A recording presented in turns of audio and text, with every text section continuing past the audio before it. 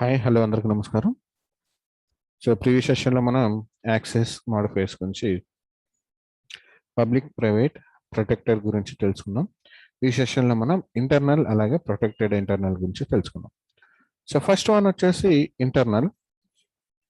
So internal అనేది మనం దేనికి యూజ్ చేస్తాము అంటే ఒక వేరియబుల్ని రైట్ అంటే మనకు ఫీల్డ్ ఏదైతే మనం డిక్లేర్ చేస్తున్నామో అది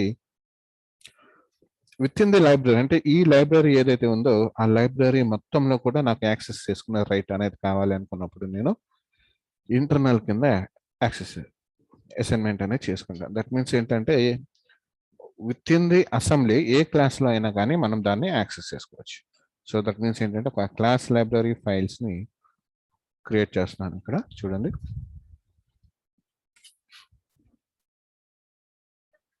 సో ఒక క్లాస్ లైబ్రరీ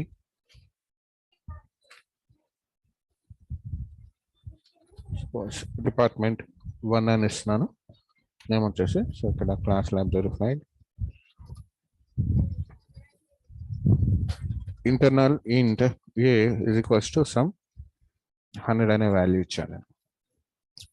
సో చూడండి, ఇది class right. So same name స్పేస్లో నేను ఇంకొక క్లాస్ అనేది క్రియేట్ చేసుకుంటాను. Suppose public class suppose class 2 create చేసుకున్నాం అనుకున్నాం. అండ్ ఈ క్లాస్ 2లో కూడా నేను యాక్సెస్ చేసుకోవచ్చా ఈ ఏ అనే వేరియబుల్. సో ఎలా చేస్తాం చూద్దాం. సో ఒక మెథడ్ రాసుకుందాం.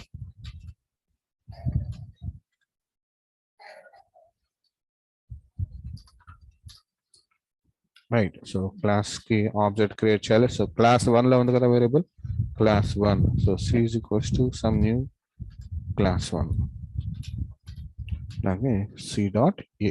సో వాల్యూ అనేది నాకు ఇక్కడ వస్తుంది. సో దీన్ని నేను ప్రింట్ చేస్తున్నాను. Console dot write line. So ఇక్కడ నేను ప్రింట్ చేయడానికి ఇస్తున్నాను.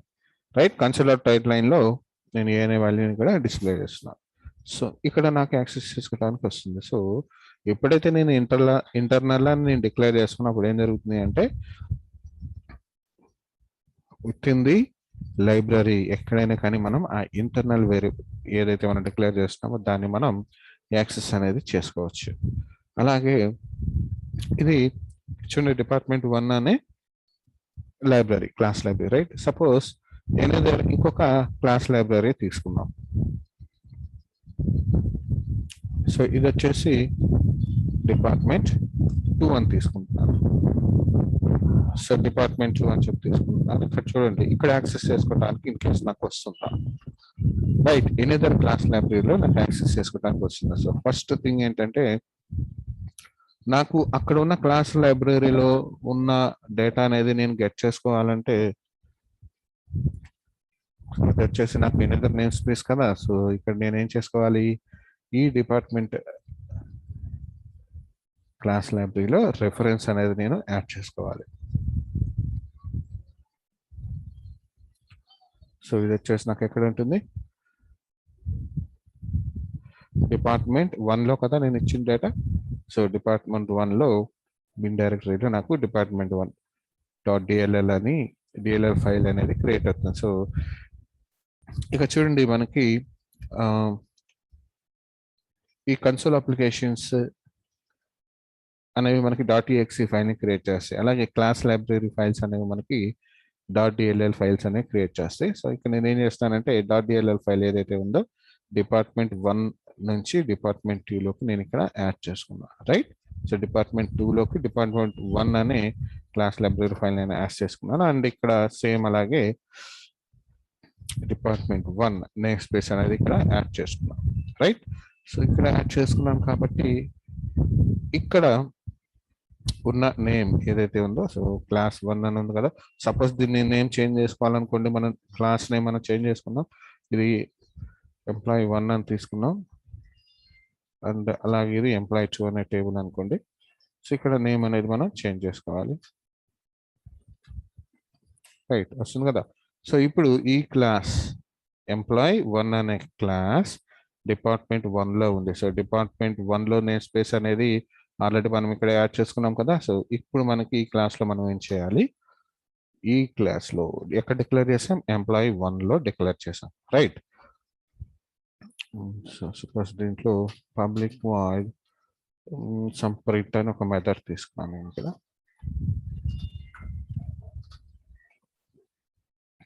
సో దీంట్లో నేను ఇక్కడ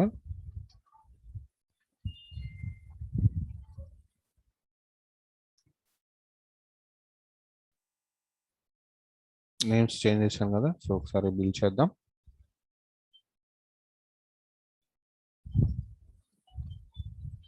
చూడండి EMP1. So EMP1 sum EMP equals to EMP. That means previous department 1లో ఉన్న క్లాస్ నేమ్, రైట్. సో మరి ఇప్పుడు దీని నుంచి ఆబ్జెక్ట్ క్రియేట్ చేసాం కదా. సో దీని నుంచి దీన్ని యాక్సెస్ చేసుకోవచ్చేమో చూడండి. EMP1 డాట్ చూడండి వస్తుందా, నాకు యాక్సెస్ చేసుకోవడానికి రావట్లేదు. సో ఇంటర్నల్ అనేది నాకు only with in that assembly మాత్రమే నాకు వర్క్ అవుతుంది, రైట్. అలాగే మనకి ప్రొటెక్టెడ్ ఇంటర్నల్ అని ఉంది. ప్రొటెక్టెడ్ ఇంటర్నల్ అనేది ఏం చేస్తుంది అంటే ఓన్లీ విత్ ఇన్ ది అసెంబ్లీనే కాకుండా so out side of the assembly కూడా, అంటే ఎనదర్ అసెంబ్లీలో కూడా మనం యాక్సెస్ చేసుకోవచ్చు. బట్ ఎలా యాక్సెస్ చేయొచ్చు, సో ప్రొటెక్టెడ్ అనేది, ప్రొటెక్టెడ్ మీన్స్ ఏంటి, ఆల్రెడీ పేరెంట్ నుంచి డెరైవ్ చేస్తే, అంటే డిపార్ట్మెంట్ 1లో ఉన్న క్లాస్ నుంచి మనం డెరైవ్ చేసి ఏదైనా ఇంకొక క్లాస్ని మనం కనుక క్రియేట్ చేస్తే ఆ క్లాస్లో యాక్సెస్ చేసుకునే రైట్ అనేది వస్తుంది మనకి, రైట్. సో బిఫోర్ దట్ నేను ఇక్కడ దీన్ని ప్రొటెక్టెడ్ కింద ఇస్తున్నాను చూడండి. సో ప్రొటెక్టెడ్ ఇంటర్నల్ అని ఇచ్చాను. అండ్ నెక్స్ట్ దీనిలో ఈ క్లాస్ 1 అనేది ఎక్కడి నుంచి రావాలి, ఎక్కడ డిక్లేర్ చేసాం మనం, ఇది EMP1. సో EMP1లో 1 నుంచి డెరైవ్ చేసాం అనుకున్నాం, రైట్. EMP1 నుంచి మనం డెరైవ్ చేసాం అనుకున్నాం. సో ఇప్పుడు చూడండి EMP1 నుంచి మనం డెరైవ్ చేస్తున్నాం కాబట్టి EMP1 డాట్ ఇక్కడ వస్తుందా మెథడ్ అనేది వస్తుందా మనకి, ఏది ఎంప్లాయ్ అంటే ప్రీవియస్ పేరెంట్ దానికి క్లాస్, పేరెంట్ క్లాస్ ఏదైతే ఉందో ఎంప్లాయ్ 1 అనేది దానికి మనం ఆబ్జెక్ట్ క్రియేట్ చేసి యాక్సెస్ చేసుకుంటే వస్తుందా, రావట్లేదు. సో అదేంటి, యాక్చువల్గా base class, right. So base dot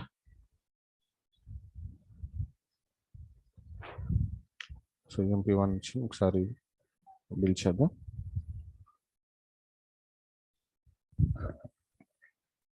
so ఇప్పుడు చూడండి బేస్ డాట్ ఏ వచ్చింది కదా. So base dot A equals to 100. అలాగే ఇక్కడ ఈ క్లాస్లో మనం యూజ్ చేసుకోవాలంటే ఈ క్లాస్కి ఇక్కడ ఉన్న క్లాస్కి మనం ఆబ్జెక్ట్ అనేది క్రియేట్ చేసుకోవాలి, రైట్. సేమ్ అలాగే సి డాట్ ఏ చూడండి వచ్చింది కదా, సి డాట్ ఏ. సో ఇది ఎప్పుడు ఎలా వస్తుంది మనకి, ప్రీవియస్ డిపార్ట్మెంట్ 1 అనే నేమ్ స్పేస్ అంటే అసెంబ్లీ ఏదైతే ఉందో ఈ అసెంబ్లీలో ఉన్న ఈ ఎంప్లాయీ 1 అనే క్లాస్ నుంచి ఈ క్లాస్ 1 మనం డెరైవ్ చేసాం కాబట్టి అక్కడ ప్రొటెక్టెడ్ ఇంటర్నల్ కాబట్టి నాకు ఇక్కడ యాక్సెస్ చేసుకునే రైట్ అనేది వచ్చింది, పర్మిషన్ అనేది వచ్చింది అనమాట. So out side of that assembly అప్పుడు ఏం చేస్తామంటే DLL ఫైల్ అనేది క్రియేట్ అవుతుంది. దాన్ని మనం ఇక్కడ యాడ్ చేసుకొని ఇక్కడ రిఫరెన్స్లో యాడ్ చేసుకొని ఇక్కడ ప్రాజెక్ట్లో కూడా యాడ్ చేసుకుంటాం అనమాట. సో ఇలా మాత్రమే మనం యాక్సెస్ చేసుకోవాలి, right. So internal and protected internal, right. So మీకు ఒక ఐడియా వచ్చింది అనుకుంటున్నాను.